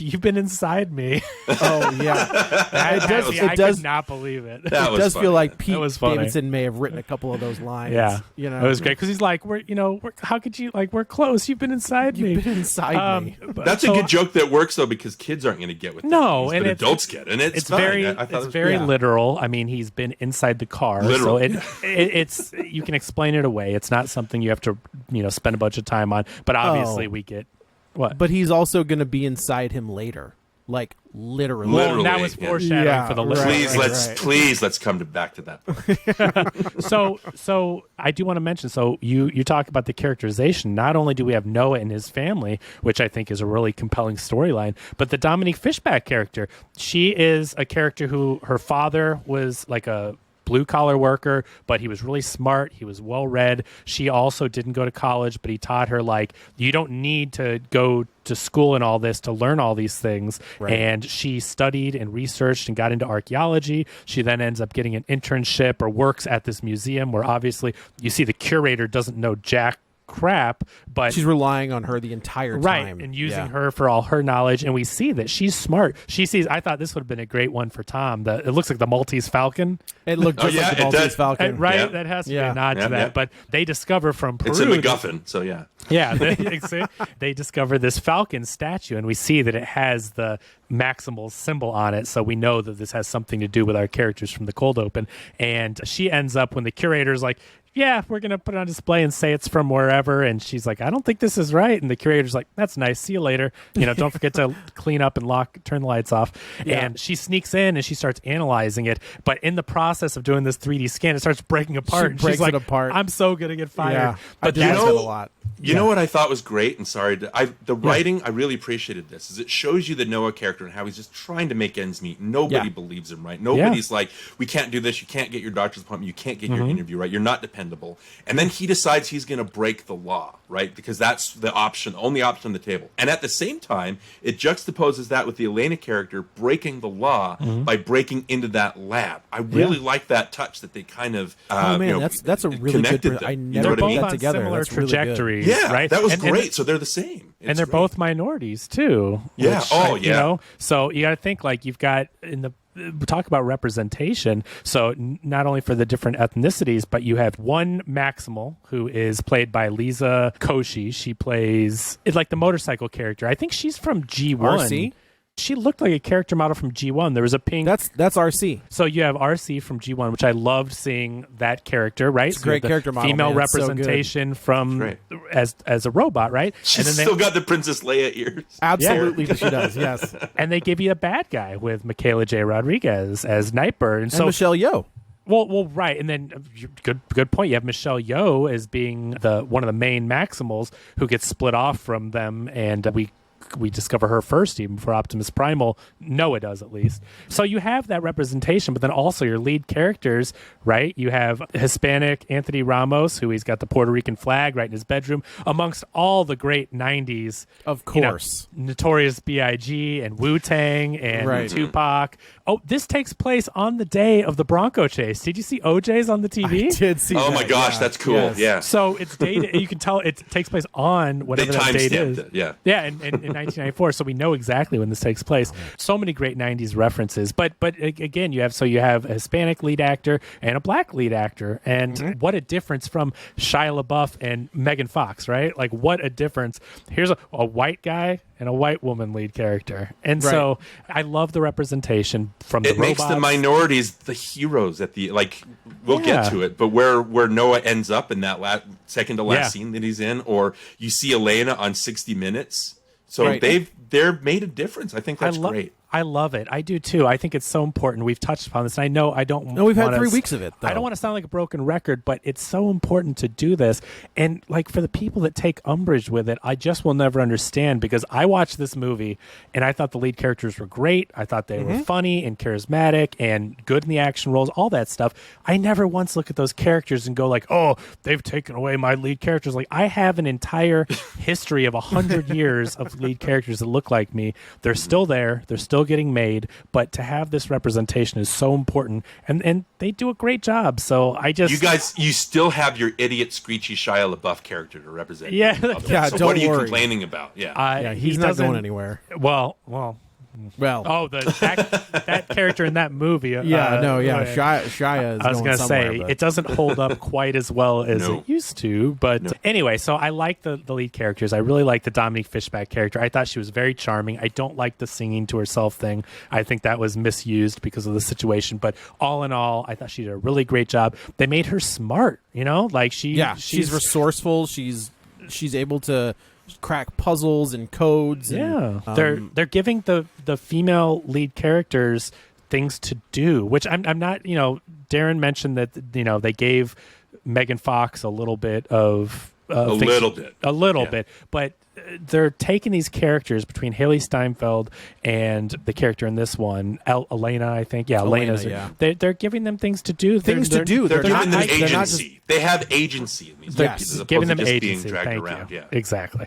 So we find out that Optimus Prime wants to go get the key. Elena sets it off when she's doing the examination on the Falcon. Big light in the sky. Optimus Prime sees it, and he says, Autobots, converge. I found a way home. And that's when they all get together. He's in the middle of having a crisis of faith. Should I steal this Porsche? This is all I've got left, but I don't want to do this. I do And- love that. Every time the cops are trying to stop him, he's like, "I'm not driving." Yeah. Look, he puts his hands up. He's like, "I'm not doing anything." And it's great that this takes place in a time where there's not all the Smart not cars as much and stuff. footage and I gotta tell you, that is a thing that they're gonna have to start doing. Right, you're gonna have to start setting movies right in a time frame. You can't without I was- cell I was- phones for a lot I of was movies talking in the about past. Yeah, new slasher flicks. right. Like what if they everybody has a cell phone. Let me just press my watch. Let me press my phone. Right, Let me- and yeah. I can just I can call 911 and we're good to go. Yeah. You can't. They have to give them a reason why they're you out. gotta with no set it in the service. 80s. There's Yeah, no, right. or they have to tell them why can't we use our cell phones? even now, you walk through the woods, you got service. You're gonna Right. have service. Starlink or whatever, Yeah, you've got the yeah, satellites are out there. But so this is our first big chase, and I thought it was really well done, really fun with the Porsche. Oh, those cops are dead, by the way. Oh yeah. I They was did a not little bit survive like, those "Ugh." crashes. The one where he goes up on the side and then Well, they even do he flips, and the there's ramp, one that yeah. there's one that goes face first into The median, yeah. the median. Like that dude's dead. It's in 1994. They're not wearing seatbelts. They might be wearing Like, seatbelts. those guys are dead.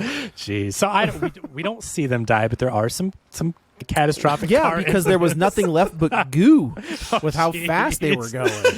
But it's a really good car sequence. And then anyway, they all go meet up, and this is where we see our Autobots, and Optimus Prime explains his thing and why he wants to get home. And then we find out Mirage brought this human into it, and Optimus Prime doesn't trust humans at this point. And and there's this is the line we get where we know it exists in the same universe, where he's like, B, I know that you found a human that you liked, whatever. I don't ever want to hear Optimus Prime call Bumblebee B ever again. Why is that? I don't like it at all. That's what he I don't calls know. him. It's better than Bumble. I guess that's true. BB. I guess that's fair. Hey, BB. Both of those Oh, are no. there. It is all bad. I don't know why. What do you want him to call him? Bumblebee? I don't The whole know. thing? But there Bumblebee was tuna? Bumblebee Tuna. That's an Ace Ventura. A Bumblebee Tuna. joke. That's an Ace Ventura. You can't make that. That movie hasn't come out yet. Not for another year. Yeah. That's right. But I Well, don't know. We don't It just probably want to make Ace Ventura 1 references anymore. Those don't hold up either. At least the end. we won't make fun of Finkel and Einhorn. We'll just leave that alone. Everything else up until that is fine. Oh man, when he turns her around, I know. That's sorry. holy Just shit! Your Moving gun is on. sticking into Yeah. my hip pocket. Moving on. He's got the plunger on his face. Yeah, so I don't know. For whatever reason, it felt like I don't like Optimus Prime using slang. And I know that B is not slang. It's but just it was a nickname. I know, but it felt weird. I didn't like Okay. it. So anyway, they basically are like, You got to we get have- past these things, Joe. I know. It's hard. So they've got to get to the key. Mirage is like, hey, I know a little human that's sneaky, because they don't want a bunch of huge robots trying to burst into this facility. They want to keep a low key, they want to grab the key, get out of there. So they enlist Optimus Prime is reluctant, but they enlist Noah to go in. Mirage goes to bat for him, and they end up getting in there. He transforms himself into a garbage truck. They infiltrate the facility, and then when they get there, we cut to, or right before they get there, we cut to the Terracon. Are they Terracons? Is that what we're saying? Yeah. Okay, the bad guys, Scourge and the Terracons. The cons. The cons. There you go. They've also detected the presence of the key, and they're like, oh great, they're going to lead us right to it. So there's a little face-to-face with Noah and Elena, and Elena's like, I like this. She's like, what are you trying to do? You're trying to steal this. And he's like, no, it's not what it looks like. And then he's like, oh, well, it's kind of exactly what it looks like. Again, funny little lines. They've got good chemistry. There's funny lines in it. And meanwhile, while they're fighting over this thing, the Terracons come and just like blow a hole in the museum. Well, what I like about this is we don't really get an idea of how powerful the Terracons are. Like, yeah, they took out Optimus Primal's dad fairly quickly, but we didn't, you don't have any history with that character, right? Yeah. You don't know. But when they show up and they start... from that little hint in the beginning, you do get the idea that, like, these guys mean business, right? They're trying to fight them off. Yeah. And he like almost cuts that ape-link character in half. He does. Yeah. They basically, because of whatever Unicron has done to this character, he is able to just go through and destroy anybody. There's, but... Well, when we finally get to see him go toe-to-toe against Optimus Prime has a tendency to just, again, run through people. He's Optimus Prime. He's the guy, Optimus right? Prime. Yeah, and he cannot stop. Oh, except for freaking, I'm having flashbacks to the movie with Megatron when he shows Megatron mercy, and Megatron turns around and shoots him and ends up killing him. Yeah. Well, that's what you get. You don't mess with the Megatron or the Tron. That's right. The Tron is the Prime color. Yeah. But Scourge, they're plowing decimating. What? Plowing through them. It's good. Oh, it's yeah. They're decimating them all. They're on the campus just they're stomping through things and throwing them into statues, and it's a good little showdown. Bumblebee shows up, and we think that, Bumblebee has been a hero this entire time, and he has the hero pose where he's got Optimus's axe, and he comes through, and Scourge is so fast that he just turns around and guts Bumblebee. He runs it right through him and holds him up by the chest. Sword. Yeah. And this is a gut-wrenching moment, because if you watch Bumblebee, the movie, and we got to know him as basically the main character, the main Transformer character, and then he comes in as the hero here, and they kill him. Take him out. It's one of those comic book type deaths where you're like, are they really going to kill Bumblebee? But it seemed pretty serious. What was cool? What I really liked is because it seems like all the other, again, I haven't seen last night, so I don't know for sure, but it seems like all the other Transformers movies are pretty much Bumblebee centric. You're right. So I like that they made this one Optimus Prime centric. It's Optimus Prime that has the character arc, which I appreciated. Like, he doesn't trust humans, then he trusts you. It's simple, but at least it's there. Yeah, I really like it too. Yeah. So that was cool. Yeah, and I do like the line. So our characters run out of the building, and I do like the line where Mirage is like, "Oh, you're still alive, great." Yeah, that is really funny. They scoop up the heroes, and the Autobots have to get out of there.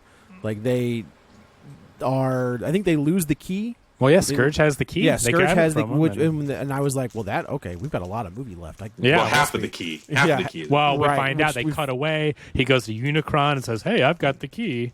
But that's when AirRaiser comes in and saves. Right, AirRaiser comes in with her flamethrower, voiced by Michelle Yeoh, and she kind of saves them, and they run away. So we don't want to mess with these guys. And she says they've got half the key. And then Unicron, we cut back, and he's got Scourge up in the air, about to rip it in half or something, and says, you mess up one more time, you're done for. You know what I thought was cool, and this is fan service stuff, and first of all, they played the Unicorn theme, the Unicron theme. They did. They play it when you see him. But also, when Scourge keeps going back and saying, look what I've done for you, Master, and there's like, no, you haven't, and he messes with him and tortures him. Yeah. It's the same thing as the cartoon where Galvatron keeps going to Unicron to say, I've done this to Unicron. So I like that. Good call. It's fan service, but it's not just there to go, point and look at this. And that's what I'm saying. It's part of the story. It's understated. Everything. So I like that. Well, especially for me as someone who loves the movie, is when I say the movie, we're talking about the cartoon. I go, you've got the touch, Kevin. I get it. Yeah, you got the touch. I love that. So I'm like, they put Unicron in one of these movies. I never thought that we would see Unicron in one of these modern reboots. Welcome to the Marvel movies for me, Kevin. Yeah, but I'm like, they did it, right? And I thought that's such a cool deep cut where most people watching this, especially if you grew up with the Michael Bay stuff, you've never heard of or you don't know who Unicron is, and they make him the big bad of this. And I thought it was really neat. And like Darin said, all those little homages to the characters, they never feel heavy-handed. They ever introduced the Dinobots? In Age of Extinction, yeah, you have a scene where Optimus is riding on freaking Grimlock. Grimlock is the coolest character, and I need them to do service to the Dinobots in Grimlock. Yeah, they did not do good. So I saw this at the Draft House, and I've talked them up a lot, and I think they're the best theater in St. Louis. Hey, I saw this at the Draft House. I know. I'm it was so my glad first you got to go. theatrical experience at the Draft. I'm sorry. It's a fantastic. Yeah, I bought the season pass. I'm so excited to go there. It's a great. Darin, theater. do you have one for close to you? Festival or something like that? The Alamo Draft House. Alamo, we don't have. No, the closest. No, we don't. Not even. I would love it. I would love it. They're fantastic, but they always show something that might have something to do with the movie you're going to see.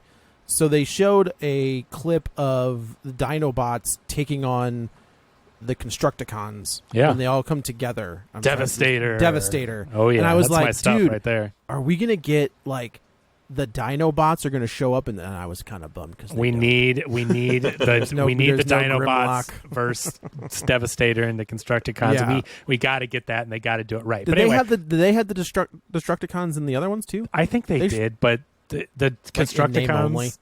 They were not done right. What I mean, like when you see these character models, when you see RC and you see Optimus Prime looking like, they look like Transformers. They look like G1. And for better or for worse, and I mean, they do, well, it's definitely for better. Beast Wars, as rudimentary as it was, they have the animal character designs and everything, and they made them look really good in this movie. And these movies feel like Transformers, like the cartoon. And I appreciate all those character models. But to breeze through the story, though, so Elena sends them to Peru. They say, we got to go there. That's when we get the big airplane that's voiced by John DiMaggio. And they end up taking him, and he's all rickety. But they go to Peru. There's a big festival. I don't know if you guys caught it, but in the festival, the parade, all the floats are different animals that are like Maximal type animals. So I took that as like they know, like this village knows that the Maximals exist. They've been their protectors, like of exactly. Yeah. So I thought it's like Wakanda. It is kind of like Wakanda. Yeah, right. But what I really like is so they eventually they're trying to find the other key, and they end up tracking it down, going into these catacombs or whatever you want to call them. Good horror types. Yeah, it was good, some good jump scares. The spider really robots. It's not in there, but we find out it's because Optimus Primal had taken it and had been safeguarding it. So when we get to Optimus Primal and all the animals and they get together, they go to this village in Peru, and here Optimus Prime is still leery of humans, and you get the line from Optimus Primal again, like halfway through the movie, and after you've gotten to know all these characters, and he says that there's more than meets the eye with the humans, and we've never seen it turned around like that. So I like how you get that fan service, but they flipped it and trying to convince Optimus that you can trust humans. There are good ones. So I like it. What's funny about that arc, and again, I like that it's there, but it's funny that Optimus in the cartoon is such a hero, and he's so like, what is his what is it? Freedom is the right of all sentient beings. That's his saying, right? Yeah. But in Age of Extinction, it's weird because he's like, kill all humans. Like, all humans, anybody that opposes us must die. And it's like, what's happening? Right. And he's ripping people's spines out. Like, he even did that in the third one, stuff like that. So even though he has that arc, he's still in this one. He's like, I'm going to kill that guy. I'm going to kill this, rip out his spine. I'm going to rip off his head. And he does it still. But it's just weird that stuff is there. But yeah, but it was, it wasn't as aggressive as Age of Extinction. And it was also because he killed Bumblebee. So I do like that he's mad because his best friend and also he feels guilty, right? Optimus is now carrying this guilt. Talk about the characterization. We know that Optimus is the leader, as he often does, feels that he has failed his people. I like that, Elena keeps saying, you see him as this gruff, like, asshole, right? But he's like, imagine the weight that's on his shoulders, and it's been on his shoulders for all this time. Yeah. He got So his that's people, great. he got his people trapped here. Yeah. Yeah. Just though to hear Optimus Prime say, "I'll rip his skull out," is like, all right. I didn't expect Whoa. Optimus to say that. Yeah, no, it is a little bit much, but he's feeling But I the hear grief. you. We see Yeah. why he does it. It makes sense. He has the motivation there. And he overcomes it. So And that's and he's also foreshadowing for, it's the whole call your shot, right? Yeah, I'm right, going to right, do right. this, and then he does it later. But anyway, so they meet up with them, and they're like, well, yeah, we got to get this key. So we find out that Scourge had fired some kind of a disc that attached itself to AirRaiser, and it's like infecting her. It's turning red, and she got a zombie bite, basically. yeah. And so she ends up turning, and Which I think in Beast Wars, I think there is a character that does turn on the Okay. Maximals. Like it's either we'll I have to think take there's your two. word for it. I think there's two. Yeah. I was doing some research, and there's a Dinobot. Dinobot goes to the Yeah. Maximals. and then there's somebody from the Maximals. goes Dinobot, to, I think, is like a raptor, and that's like yes, the Starscream that's of it. Yeah, of yeah. Beast Wars. But Yeah. then there's also one, I think. Well, there's a weird thing that I saw that a Maximal and a Terracon are dating. Okay. The show It's- sounds like it's kind of bonkers. From what I understand, the first season was pretty corny, and the second season they start introducing G1 characters. Optimus is in it at some point, so it starts to feel like I think the writers were like, "Hey, maybe we should watch that thing that the show we're making is based on." And they start incorporating some more of that, and it gets better. I heard season 2 is really, really good. 3 is like, kind of falters a little, but I heard that they started introducing more mythology, and it started getting a little deeper. So I think I think the first one they're like, what do we got to do to sell toys? Okay, they're animals. Like the I think Hasbro way, baby. they really didn't. I mean, the fact that the showrunner and the writer had never seen G1, like That's crazy to me. that just Yeah, tells you that's- everything you need to know. They were hired to sell toys, Right. and even though that's the goal, it's like eventually, I think for season 2, they said let's bring on some people that understand the characters, and it gets better from everything that I understand. But anyway, from here on, it's the MacGuffin chase. They're trying to get the other Yeah. half of the key, but again, you care about these characters now, and Optimus Primal is forced to kill AirRaiser. Oh yeah, that was yeah, good. yeah, that was good. It was really well And done. you felt I like how she tells him it's okay. Like you Yeah. have to do this. Yeah, I like that. You have or to do at this. what, like at any cost, or what? There's a line that they use. at any cost. But it's also juxtaposed with when Optimus loses Bumblebee. I like that they kind of get the same kind Yeah. of. They're both character leaders that are piece. burdened with doing things hard and making tough decisions. Just that one character matching is better than anything in any of the Michael Bay movies. Like Exactly. that's how lazy those Michael Bay movies are. Is they're not paying as much attention to. there's no subtlety to the Michael Bay movies. That's the That's thing. it. And he here he we wants have to be parallel- smashy. Yeah, Yeah. you've got these parallel characters, the human characters, the parallels between the I keep wanting to say Autobots because that's what Transformers are called to me, but the Maximals and the Transformers have these parallels, and I really like that. But he's forced to make that tough call, and then now the Maximals and the Autobots have to team up. We should also say that they have laid Bumblebee on a pile of what's their energy source? Energon, which is all over Peru. And while it's not going to work now, Optimus Primal says, I don't know, it might. a massive surge, massive right? amount of energy might wake this thing up. And Heck it's just yeah. like, well, okay, we know, but got it. Check. Yeah, you get it. And then we get the Avengers Endgame scene Yeah. where we've got our guy. See, I was guys paying fighting for the my bad food guys. at this point, so it was okay. So that's the good and the bad part. Where I'm Yeah, like, right. okay, this is like this movie had me until the very end, and while I still really enjoyed it, you're right. It was the beam in the sky. It was the Avengers. It was the Every movie since every Avengers. third act. Yeah. It's something where like that. Wonder Woman falls apart. It's kind of the same thing. Really strong until that third act, and Yeah. But here's the thing: the movie was so good up until that point. And when I say so good, I mean it knows what it wants to be, and it nails what it's trying to do as a Transformers movie. It's so good until this third act, where I give it a pass because I'm like, okay, I don't know how else was it going to end up. You've got This is the World exactly Eater. what they were gonna get, You've got a yeah. World Eater Unicron beaming Earth and trying to destroy it, and you want to have robots punching each other. I'm not sure what the smaller, more contained ending would be There in this. isn't one. You're right. It's No, just- I don't think there is. Well, so we're at the end. You're talking about the end game part where they're all charging. We're right. Yeah. We're there, right? I'm not jumping Yes. ahead or anything. No, No, right we're there. there. Yeah, Unless you so- think something else happened. No. Yeah. I'm just saying that they're hitting. People are looking at the MCU for what That's the model that's going on right now. People Right. are looking It at the is, MCU yeah. and go, how are they making this work? And so they're just, well, let's just do the same thing that they're doing. And that's what Wonder Woman does. They all just try to copy what's come before. It just depends, like we were talking about with the special effects, is how sincere is the story? Like Wonder Woman, it does lose its way and all the stupid, because it has to have those in there for some reason. Yeah. But then it does bring it back where Wonder Woman's like, I believe in love. It's like the heart. And Yes. their sincerity is what gets you back. And sorry if I'm jumping ahead. I know there's a bunch of fighting and stuff like that. I thought it was funny, first of all, that Scourge has this dark matter, but then they're able to beat him. Anyway, we haven't talked about the part where they join, right? Yeah. Where So we need to talk about that, obviously, before I get to my point. Tommy, Noah- I may have been ordering a drink at this point. Remind me. So Noah is Oh, there. Mirage. You've got Mirage. Noah and Elena going underneath the bridge. They pull Noah out, and Elena has to keep going. Oh, there's a fail-safe. We got to mention. So the key is combined at this point, and once the Yeah. key gets combined, Unicron can teleport there, and And he's starting to come through. But there is Right. one fail-safe, of course. Of It's like, course. Yes. It's the one hole in the Death Star. So our fail-safe was that we split this apart so they couldn't be joined because that'd be catastrophic. the staff in the first Avengers that can Yeah. penetrate. Yeah, the Loki it's- Pokey stick. Yeah. Oh, you go. but if they are joined, there's a secret password. Joe, I love you.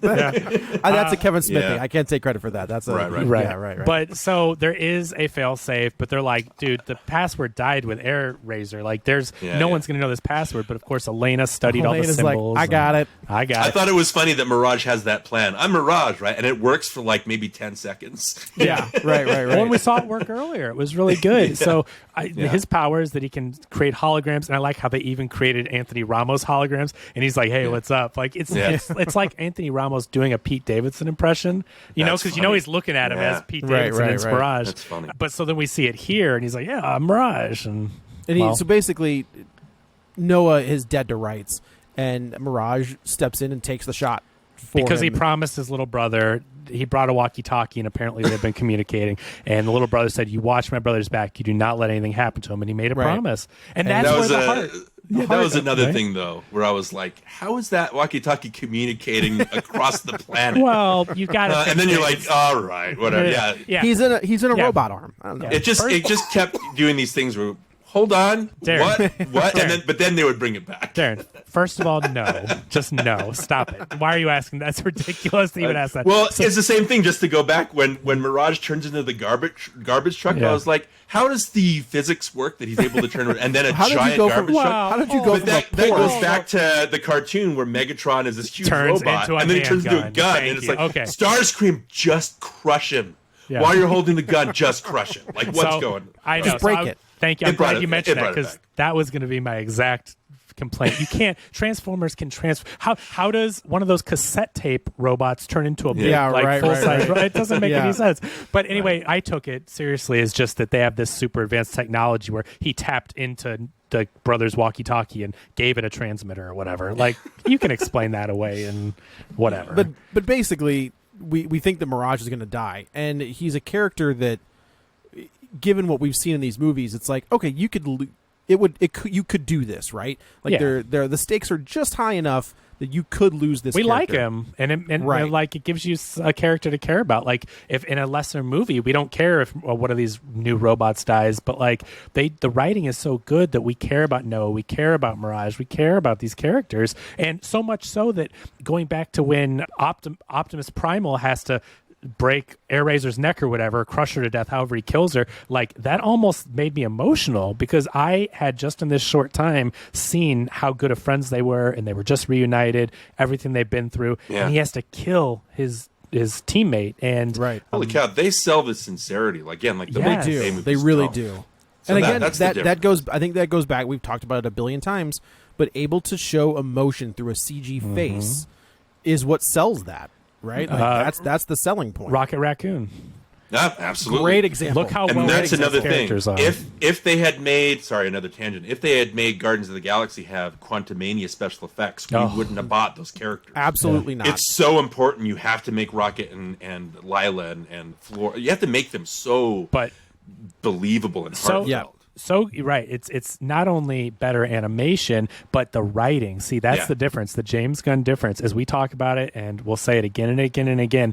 James Gunn understands the heart of these characters, and if you don't make us care about them, then whatever happens to them doesn't really matter. But he makes us care about CG animals, not just one, but 4 of them, and we are heartbroken and devastated when things happen to them. And it's what they do with this movie. They make us care about giant robot cars. Like, you know, we should be like, oh, that's just a robot, right? Like, but we don't feel that way about when it's done right. Transformers aren't just robots; they are friends, right? They have become friends and family, and they do what Fast and Furious does wrong, and those are humans, right? Exactly. We don't feel the robots in this are more human than the humans. Right, Yeah, that's what I right, mean. right. Like they're trying to sell family, but it's written in a way that's so ludicrous that Hey, look at you! Look at you! Yeah, Good nice. job. Well, you don't buy it. And here they've gotten us You to do. care about characters they introduced in this movie, and we're already on board, right? So here's the point that I was hinting at earlier.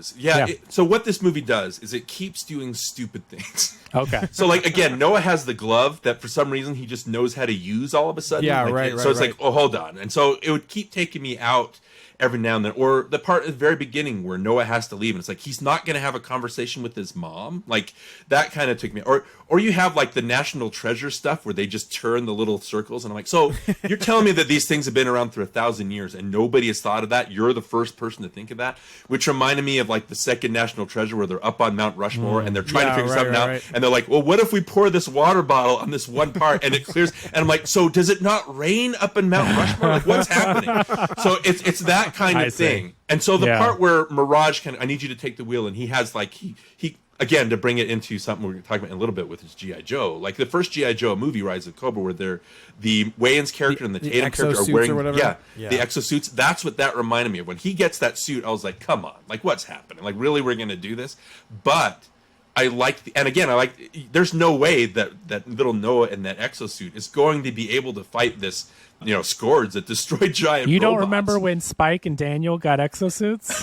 That's right, and they transform, right? What a great callback to. That's tying it in, right? Well, I wish. Why did they not make Noah? Yeah, but my nickname is Spike or something. Spike, Why something did they like not? They pulled in so much good. I mean, maybe that would have felt like a hammer over the head. But I feel like if you gave him a nickname, I mean, they did it. And Nolan did it. Well, my nickname's Robin, right? So, but again, it's cool though that it's dumb. Like that moment was stupid. Like I turned to my wife and was like, "This is stupid." But what's cool about it is the idea that it's humans and Autobots fighting side by side. Like there's the part where Optimus goes, "You and me, we've been self-serving this whole time. We've been trying to serve our own points. We need to work together to serve a common point." And that's what they're doing. So I like the idea that they're fighting together. And again, what's awesome is even though the stupid stuff was happening, when Optimus is sacrificing himself, but no, all of a sudden Noah comes and saves him and says, "No, at whatever cost." Like, and he pulls him back. And then just when you think all for one, right? That's Optimus's famous line. I think, isn't it Primal that says that? No, they say all for one. They say that it's the Prime line, Because I know that Primal, but when Primal comes in, he's the one that comes and says something. I thought he says the same thing. I thought he copied Optimus and says all for one. He says like until all are one, and he pulls him. Then all of a sudden, like we did the unicorn stuff, you have this the Jablonski theme from the first Transformers movie that comes in, and that part sold me. I was like, yeah, okay, great, way to bring me back. And they're doing this thing where they're all working together. Dude, all that got me emotional. Seriously, when it looked like Optimus Prime was going to sacrifice himself as he always does. He tells Primal, and he goes, your sacrifice will be our motivation, our commitment. What does he say? It's such a good line. Our credo, basically. Yep. So Optimus Prime says, "I'm gonna blow up the key and sacrifice myself." And Optimus Primal looks at him and goes, "Your sacrifice will be our creed, or will be our whatever." Insert line here. It was really, really touching. And then you see that because these characters have come to care about each other in just this short time frame of a couple hours that we've gotten to know these characters, we see how tight of a unit they've become. And just when Optimus Prime is about to be sucked into the Unicron thing, you see Noah's hand come out, and he's like, "I'm not gonna," and does the all until all are one. And then he's about to get sucked up. He can't do it. He's using his jetpacks on his feet, and Optimus Primal comes and grabs him, and that is an emotional moment. It's the three factions coming together and working as a team. Till all are one, right? I love that. Good Which stuff. is kind of the Way main to plot bring it back. of the show. It's always, it's working together. It's everybody working together. So all of our heroes get away.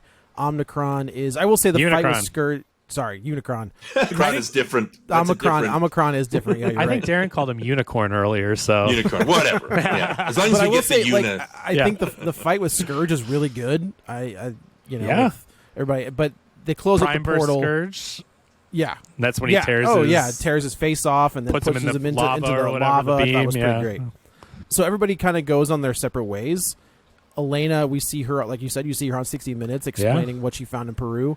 We've got Noah going on an interview with Leslie Stahl. Is that so? She's Like, getting interviewed by Leslie Stahl. On 60 minutes, yeah. see, there's I have problems with that. What's that? When real quote unquote journalists play themselves in movies, Why? like it to me, it completely negates them as like. What? It drives me crazy. Like when Anderson Wolf Cooper, Blitzer, yeah. Wolf Blitz. You don't like that? I hate it. I think it makes it feel more real because when I go and I see this is the Acorn News Network and John Smithton, it's like, what the heck is that? That's a fake news thing. Like when they pull in Wolf Blitzer in the Avengers movies, I go like, I know that. Like I don't know. To me, it makes. Well, it I feel, liked when they did it in Mission Impossible. They brought Wolf Mission. Blitzer. Oh, that was great with the mask. That was off, pretty yeah. good. Yeah, it's pretty good. But Well, for the Joe 60 doesn't like minutes, it. I just thought they used archival footage and then kind of matched it with Elena's character. So I'm guessing I don't they know. did. Oh, I don't know okay, if that's actually okay. her, but I hope she got that paycheck, Leslie Stahl. Make that money. for her use, her visage on screen. Yeah. So Noah goes and sees a guy about a job, and Okay, can I tell you right now? I caught no wind of this. I had no wind. idea. Well, I knew because some of the Twitter people were saying you won't believe like that final thing Okay, really hooks you in, right? I will say, okay, I caught wind that there was something they were teasing, but that's it. So I'm like, they could tease anything. Are they going to tease John Megatron? Cena's back or Megatron? You know, I was thinking they're going to tease a character we know is like, oh my god, but I had no idea this was coming. So Well, this even- character. yeah. Go ahead. You're So getting there. this Noah's doing the interview, and the guy who I always think of him as like the from Dawn of the Dead, Yeah. like the jock alpha male. Because that is him, Exact- Michael Kelly, right? That yes, is him. yeah, right. And he basically says your resume is a little thin. He's like, I've been out of the country doing contract work, and he's like, I know, in Peru with your buddies. The This is big where I guys. started losing my mind. And I was started just like- losing my mind at this I was point. like, all right, it's it's whatever. It's I thought he gonna was be... bad. I thought he was going to screw him over at first. No, I thought Right. I just thought he was a government agent who's like, hey, you're really good at this. You've got a connection with them. We want to work with them. Well, my first thought was like, Shield?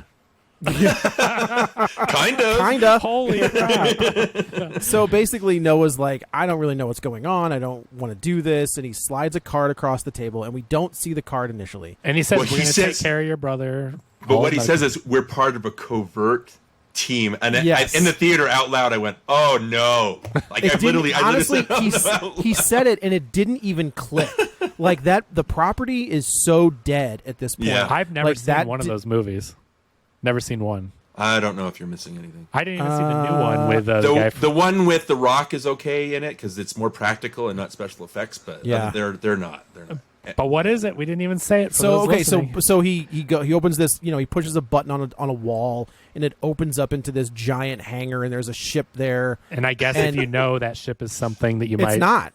Yeah, I That don't ship think is it is. nothing. Okay. I Like thought there's a helicarrier. That's true. Oh, you said it. You just. Oh, I you guess just I spoiled did. it. So anyway, There's Noah a looks. chicken noise helicarrier. Yeah, Yeah. He looks at the card, and of course, as soon as I see the symbol, and I remember saying in the theater out loud, "You got to be kidding I me." think my soul left my body for a moment. I just could not. I have no attachment. Didn't see any of the movies, but I was just like, "This is insane." I just And then can't- you see the GI Joe logo, like the name And GI Joe. I just And got to tell you, I loved it. I love that. It gets me giddy just thinking about it. I don't know. I could not believe that I didn't put it together faster. Yeah. That Well, this guy is what I what other assume is property does Paramount own? And it's Hasbro, so it's that's my thing though. Is like I completely forgot that Paramount Yeah. owned GI Joe. What'd you want him to say? Connect for the movie, Joe? But it's like of course it's GI Joe and a Yeah. Transformers crossover. Oh my gosh! Can you Like- imagine The Rock? I mean, you've already got Cena. No, You those got The guys are Rock. gone. Those Oh, guys are. They're gonna okay. if they're gonna reboot Well, it's a Transformers, they're reboot. gonna reboot. They're gonna But- reboot those. But I'm just Didn't saying, they you kill bring him? in. Dude, who knows? But it's a reboot, right? So you can do whatever you want. Let's say they bring in the biggest action stars to play G.I. Joe guys. It's the Expendables. And team them up with Transformers. Like, again, not knowing those movies, the newer movies, not having any huge love for the series and stuff. Like, oh man, it that gets me series like, and those action figures. They I can will say though, they can start fresh, right? This time, just like they did with Bumblebee. Yeah, they can start new. all over. Get Sergeant Slaughter while you still can. Didn't he do the PSAs in the cartoon? He did. He was in the cartoon. So he was a character in the cartoon. Yeah, Sergeant Slaughter's still around. Is he? We just lost Sheik. Yeah, Sheik but, baby. But get Sergeant Slaughter, man, for that cameo for whatever you're doing at least. It's crazy that they never did that. Yeah. You know, like they and they those had other both movies, of those, how they not get Slaughter, yeah. Well, not even that. Like, how did they not put these two together? Oh, because they were both of them were making movies at the same time. Like, when was that first G.I. Joe? Joe, because it sounds ridiculous, but at this point, I guess that's true. It sounds fair. ridiculous, but in 2023, we're just like, what are you, dumb? Why would you do that? But right, that's what I mean. On paper, 10 years ago, you would have said, "Give me a break." But now it's all about crossovers and shared universes and expanded universes. And I mean, if they do it right, if they make a good movie, there's a G.I. Joe animated movie. I don't know what it was. Like, I agree with you, Kevin, that it's really stupid. Like, you're like, what? Like, but when it happens in the movie, I was like, I don't know. It's like my lizard brain kicked in. It's I like, think sure. That's cool. I don't like. That's neat. That's a cool I think that idea. sums Like, up why this not? entire movie, where this movie did all the right things. It set out to do, I think, exactly what it wanted to accomplish. And every time I saw them transform, big action scene, car chase, punching robots, whatever, I lit up. This movie. It did the dumb stuff, quote unquote, in a way to where it wasn't so dumb that it's bad. It just checked all the boxes for me. And like you, again, even without having the love for G.I. Joe properties, I'm like, game on, let's do it if it's this good. Yeah, why not? That's the difference. Like, it does have the really stupid stuff. Like, it's got some real that my brain checked out, right? But unlike Age of Extinction, which is nonstop, just nonsense. And again, my brain fought me the whole time. I was like, what? And so at the end, when Optimus Prime literally has a line on top of everything else happening to him, he's like, he flies into space or something. He goes, "When you look to the stars, think of one of them as my soul." And I'm like, are you me? Like, am I being trolled? Like, you know what I'm like? Are you kidding? The whole Age of Extinction is just all stupid. There's no sincerity. It's all stupid. It's all nonsensical stuff. This one has that in it, but it also has that heartfelt sincerity in those moments that work. It is. That's you know what I mean? And so even though it has that stupid awesome stuff, it you know, you're right, Kevin. It's what you expect from a Transformers movie. I just think it sells both of those things well, even though they don't always mesh Precisely. Bingo. So that's the thing. Way to sum it up. There it is. Guys, I had a blast with it. I loved it. I saw it on the big show or whatever at Alamo. Huge screen, big sound. You know, see this in a good theater with a huge screen and good sound, and you'll have a blast with it. It made me feel like a kid again watching Transformers. And if they keep making them like this, I think I just felt such like it was making good for the crap that Michael Bay did, right? Like, Michael Bay took this property and turned it into so stupid, and all the things we don't have to rehash, but we got it during the episode, and, you know, took these beloved characters and dumbed them down in a way where it really felt crappy. And Bumblebee and this have restored my faith that they can take movies that are about a toy line and actually give them some heart and write them in a way where you care about the characters and care about what happens to them. And Could be that Master of the Universe movie, baby. They do it right. Well, let me just tie something back in, and then I want to ask you a question. But like, you know, watching this, I'm just trying to, like I said, I introduced my eldest son in the Transformers episode we did for NostalgiaCast, and this one, it was he just turned 14 yesterday, but it's our second youngest son. Happy birthday. He's been talking about, thank you. I'll tell him, I'll pass that on, but he's been talking at Bumblebee and how much he liked that, and he's seen the commercials for this, and he thought I want to go see it. So we took him yesterday to a matinee, and he was really getting into it. Like, especially when Bumblebee comes back and turns the tide, I thought that was cool. It does that was have a cool those scene. We should mention Bumblebee comes back because the Energon cubes are. Right, I guess when Unicron does the thing, like it gives the energy burst, and he can come back, and he comes in this hero scene fighting. He does it to what song? What song does he do? Oh, which one was it? I can't remember. Sabotage? No, it's "I'm Gonna Knock You Out." It's like, Cool J. I thought that was really cool. The soundtrack, the '90s soundtrack's really good in this. But he comes in and he's fighting what's the bad one that you mentioned earlier? The female Nightbird, and they have a great action scene, and he demolishes her, just fighting in the air and destroys Well, her. he makes Scourge do it. Wait, he turns her around. Yeah. So that's cool. Yeah, I expected there to be the female like RC killing her, so that was interesting. But yeah, so again, it was really for me, it was heartwarming just bringing our kid there and sharing that with him. And so I thought that was kind of passing it on. But my question for Joe is like, it sounds like you enjoyed this better than you said you did. So I did like I actually I agree almost 100% with what you're saying. Is like it's big, it's dumb. There were definitely parts where I was like, God, can we just keep moving? But those moments do get overshadowed by, seeing them transform or seeing Bumblebee come back or the that camaraderie fight at the end. between the humans and the Autobots. I do 100% agree though that these movies are so much better than the Bay stuff because the writers and directors have taken time to build characters rather than just throw robots through buildings. So when our Autobots or Maximals or whoever are fighting, you actually give a shit about what's going to happen to those characters rather than like, when I don't know. They didn't crash through a Bud Light truck and then drink the Bud Light. Any of the Autobots of the Autobots in those other movies, like you just didn't care. With the exception of Optimus Prime and Bumblebee, you didn't give a shit. Where in this one I was like, I would kind of like everybody to live, please. Joe's like I would die for Mirage. I'm not Mirage. Hey, no one threw dust in Mirage's face in this movie. That's true. Did you see Fast X, Darren? No. Oh, well, I'm notorious. I haven't seen a single Fast and the Furious movie. I own Fast 5 because I heard great things about it. Yes, I bought Fast it like Fast 5 $5. is really good. But I haven't had the time to sit. And every time another one comes out, I'm like, yeah, that could be good. And then people are like, this is shit.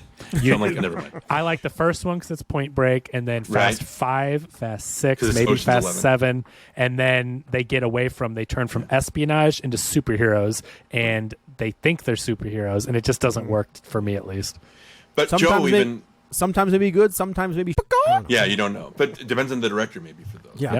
Like you were saying, it's not just the sincerity. They're also sidestepping all the racist, misogynist that Michael Bay had. That again, that Romeo and Juliet thing, I think that's the most irresponsible thing I've ever seen.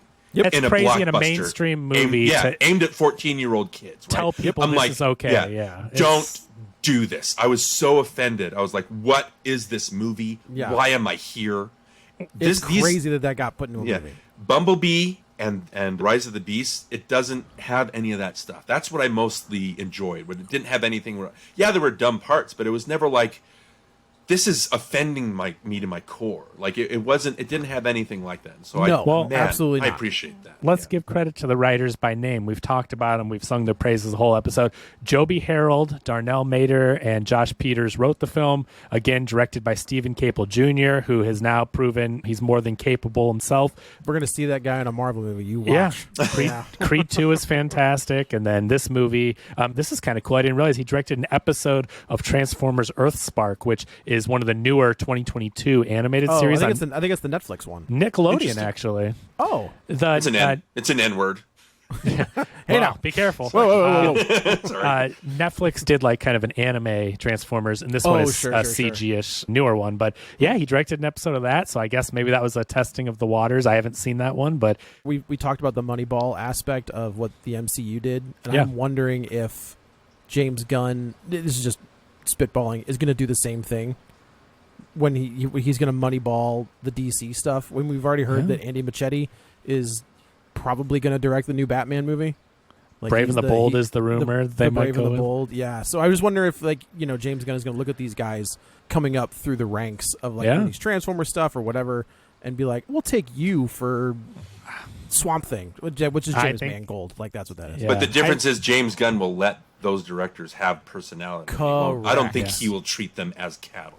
You know what I mean? Right. I think that's the difference. Agreed. Yeah, there you go. It was good. All right. Well, that's it for this week's episode. Bye. Oh, wait. This is no, we don't do that here. So anyway, thanks for listening. Rate and review us, do all that stuff. Joe, tell the folks where to find you. You can follow me on the Twitter at Joey Butts, BUTTS21. Also on Letterboxd. If you go through my Letterboxd for this year, under each movie, if we've done an episode of it, no matter if it's an old movie or not, there is a link in the show notes for Look each at one you, of those. Mr. Fancy Pants. Has a plug to each one of our episodes for said movie. Hello, So Mr. Fancy Pants. All right. Speaking of fancy pants, the fanciest of the fanciest, Darren, thank you for joining us. It was a blast talking to you as always, and give us some plugs. Okay, again, my podcast that I do with my best friend, Johnny, childhood friend, NostalgiaCast. You can find me on Twitter at DW Lundberg. We've got a YouTube channel. Again, just find NostalgiaCast. On my profile on Twitter, you can go and click on the link tree, and you'll see all the podcatchers, and YouTube is there. We're just finishing up recording our 90s Palooza season, where we just focused on 90s movies that we honed our movie chops on and became huge fans of movies from that decade. So we've been having a lot of fun there. So go ahead and check us out. YouTube, if you want to look at my face some more. I don't know why you would. Or you can just listen at a podcast. Yeah, this is, guys, Joe, this is our first time actually chatting. It is. We've gone back and forth a lot. We have. Yes. And so, again, it's just like we're friends. It's no, we're lifelong absolutely. friends. Same thing Yes. with Kevin. It's like, There you go. you guys are my podcasting brothers. And Thanks, man. 746 episodes. Good Yeah. job, you guys. Oh, I man. know you'll keep going. So 10 Hopefully. years next week. So Yeah, Whoa, maybe awesome. stay penultimate. tuned. Stay tuned and next week. I, We might have I will write that review. Just Yeah, you know what? Your review may be read on our 10-year anniversary episode. Oh, you my gotta gosh. get it in, buddy. Okay, I will do that. To touch on the 10-year anniversary, we might have something in the works for. This is the hint. How about this? Our first episode was the beginning of the DCU, right? Mm-hmm. Our 10-year anniversary is the end of the DCU. Oh. See what that means. See what that Okay. means. So anyway, you can follow me on Twitter. This is Kevin at Kevin R. Brackett. And follow us on social media. Definitely follow Darin, follow Joe, myself, Tom. Get all our tweets about random movie stuff, and we post all our episodes there. So if you're looking for a place to either find the latest episode or do the share, so you're part of the show shares, follow us on social media. But that's it for now, and until next time, you've been warned. Get ready for a spoiler. Won't say it twice, 'cause we always